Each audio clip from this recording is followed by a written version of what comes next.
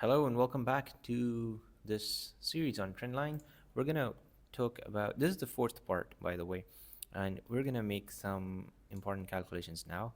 We've got our data points, which are the manual data points that based on the trend line we constructed. I'm gonna rename it slightly. I'm gonna call it post solar trend line. That would be an appropriate name. And I hit OK. And I will also, I'll do the formatting in just a moment. But what I want to do is work on the calculations. So notice there's a difference between these two data points, which is the original price and the price that we had here. Right. So I'm going to use one of these columns. I'm going to call this as savings. I might as well just highlight this. And this is basically my savings. The amount that I had to pay before solar installation minus the amount that I paid after solar installation, right? Same for these 2 months. But what happens after is these are my predicted prices. Remember the post solar trend line that we manually constructed in gray. So for this case, that's the amount that was pre-solar minus the amount, the predicted amount after solar.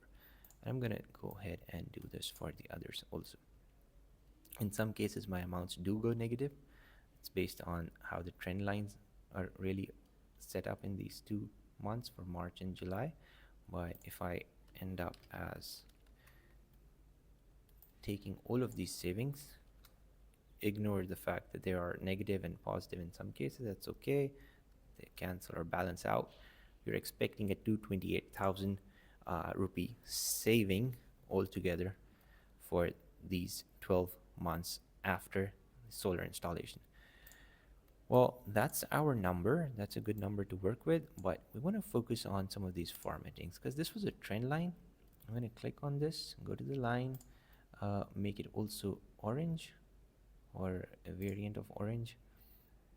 Might as well make it a super dark orange, but I also want to make it a reduce its width to 1, but make it a dashed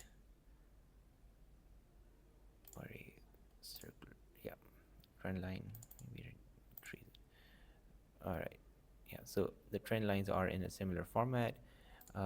Also want to make everything black in text so that this is better for visibility, as well as the legends, oh sorry, the horizontal axis. If I can create a solid line on them, keep them black, that would be nice. And if I could also go to design, add chart element, grid lines, have vertical grid lines also, and make them black as well, right?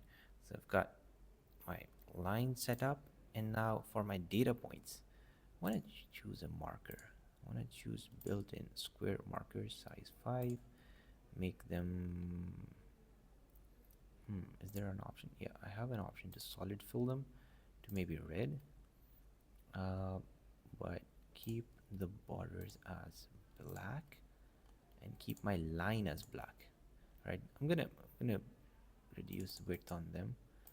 Obviously this is a recorded video, you could look through these options one more time, but this essentially lets me format my graph for better visualization. I'm gonna keep this black also, reduce the width to 1, but introduce markers, choose a different one for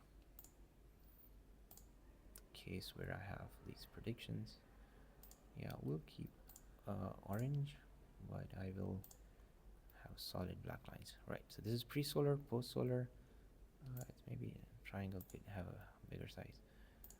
Diamond could have a bigger size on here, right? So I've got these different markers and stuff. Let's make this more prominent.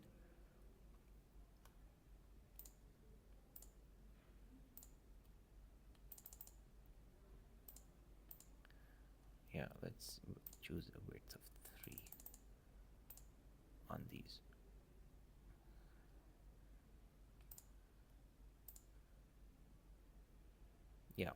So I think that's our final outlook. Maybe make the equations text also black and increase its size. I don't know, maybe bold it, Control B, fill it with white so that the grid lines don't interfere with it. Yeah, so that's our final outlook. Let me recap what's happened. We've kind of used the the red squares as our original data points, and we've identified a trend with these dotted black lines which capture seasonal variation. The trend line allowed us to create what's called as an equation, a trend line equation, which was important for us because I'm going to bring the shape outline on the equation box. Yeah, which was important for us because it would allow us to quantify this relationship with an equation, which we then used to predict the future prices for the post-solar trend line case, right? For the post-solar case, we called it the post-solar trend line. Essentially, we dropped or moved or displaced the original trend line slightly down by reducing Control Z. I wanted to move my graph down by reducing some of the value of the intercept that moved the trend line down, and then we set up for the prediction case. We subtracted these data points from the original trendline data points values and computed what's called as the savings. We used the original data points in because that's the data we had. We used two data points, that's the original data we had, and then we used the projected trendline data points to calculate the savings, which we got as 228,000 for a course of 12 months after the solar installation. Thank you so much for staying with me. Don't forget to hit the subscribe button, and I'll see you in the next video. I'm also going to put a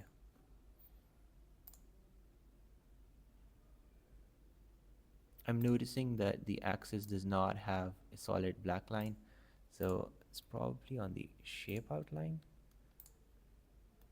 Yeah, that sorts it. All right, I'll see you in the next one.